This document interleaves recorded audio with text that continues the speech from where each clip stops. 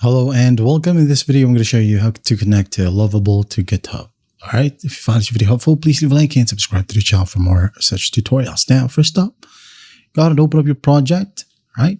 And when you go ahead and open up your project, you have the preview, files, code, and as well as integrations right here. Okay. You will want to go ahead and go to connectors. All right. Click on connectors. Now click on all connectors. Once done, just basically type down GitHub in here in the search box. Click on GitHub API.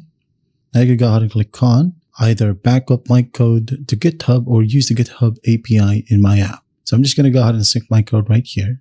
As you can see, it says two-way sync with your GitHub account or organization. Just click on it and then go ahead and add in one of your projects.